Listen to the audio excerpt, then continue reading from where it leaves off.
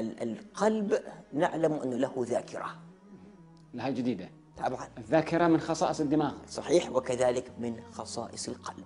القلب له ذاكرة، وأجمل ما كتب فيه جيري شوارتز بالتعاون مع باحثين في جامعة ييل. ييل هذه بمستوى هارفارد، أي ما في كلام. وعملوا دراسات في ورقة شهيرة جدا نشرت عام 1999 ميلادي.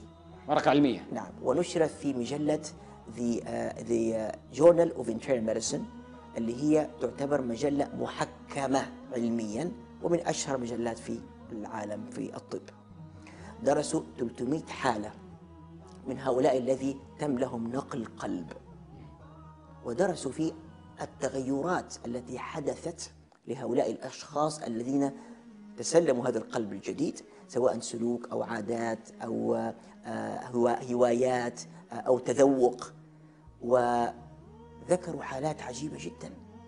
يعني من الحالات التي أذكرها شاب نقل قلبه لشابة، وطبعا عند نقل القلب ما تعرف من الشخص أنت، تعتبر معلومات يعني إيش؟ أنت تريد أن تعيش بعد ما تعرفها. إيه يجيبوا لك قلب. فوجئ الشخص اللي استلم المرأة الفتاة أن بدأت تقول شعر، ما كانت تقول شعر قبل كده، بدأت تحب أنواع من الموسيقى كلاسيكية ما كانت تحبها قبل كده. بل وصل الأمر عندما ذهبت واستفسرت وأخذوا السماح أن هم يعرفوا الشخص الموجود، وقابلوا عائلة اللي هي الشاب المتوفي، أتوا بأبيات شعر كان كتبها وجدوها، فكانوا يقولوا أول بيت شعر وهي تكمل الثاني. هذا ما ثبت في الكتاب. نعم، في الورقة الموجودة. هذه أحد الحالات. حالة ثانية، طفل أخذ قلب، والطفل يعيش في منطقة يعني على البحر ويحب السباحة، شاب صغير. أخذ القلب، بعد ما أخذ القلب أصبح يخاف من الماء خوف شديد، ما هم عارفين ايش يعملوا. راحوا يعالجوه، طبيب علم نفس، عادوا الملفات السابقة وفتحوا الملف وفوجئوا أن الطفل الذي تلقى منه القلب مات غريقا. غيرها قصة أخرى، طفل أخذ قلب واحد طفل آخر. الطفل اللي أخذ القلب كان يحب لعبة يسموها باور رينجرز، ألعاب. بعد ما أخذ القلب أصبح يصاب بالذعر عندما يراها، ما هم فاهمين إيش الحكاية. ودوا لدكتور علم النفس، إيش بيحصل إيش بيحصل. في النهاية فكوا الملف، وجدوا الشخص الذي أخذ منه القلب في نفس عمره كان كذلك يحب اللعبة باور رينجر، وفي يوم سقطت جنب النافذة، فراح الطفل عشان ياخذها وسقط ومات.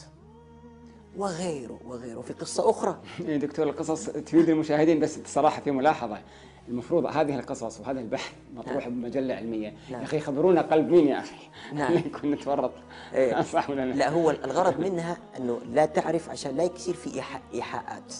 ومع ذلك الشخص لا يعرف من هو الشخص، ونفاجأ أن هناك عادات تغيرت كثير. وعندي أكثر من حالات أخرى يمكن بعد الفاصل بإذن الله. عندك وقت؟ عندي وقت. طيب، مثلا في قصة أخرى عجيبة جدا، طفل أخذ قلب لطفل آخر وما يعرف من هو الشخص. الأم تذكر القصة مع الأبو، داخلين إلى دور العبادة حقتهم مليئة مكان، الطفل هذا يجري لوالد شخص ما هو عارفه، يجلس عبه يقول له دادي بابا. الأم والأبو في عجب، مين دادي؟ ويرجع الملف يجد أنه هذا أبو الطفل الذي تسلم منه القلب. كيف تفسر هذه؟ ففي وضعوا 300 حالة درست جيري شوارتز مع ييل يونيفرسيتي في هذه الورقة الشهيرة. وأدعو الناس أن يعودوا لهذه الورقة الشهيرة اللي نشرت في مجلة الطب الباطني في عام 1999 ميلادي. لذلك نحن لابد أن نعيد النظر مرة أخرى.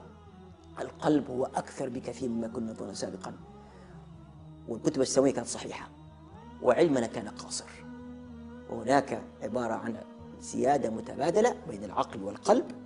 القلب أكثر بكثير من كونه مضخم.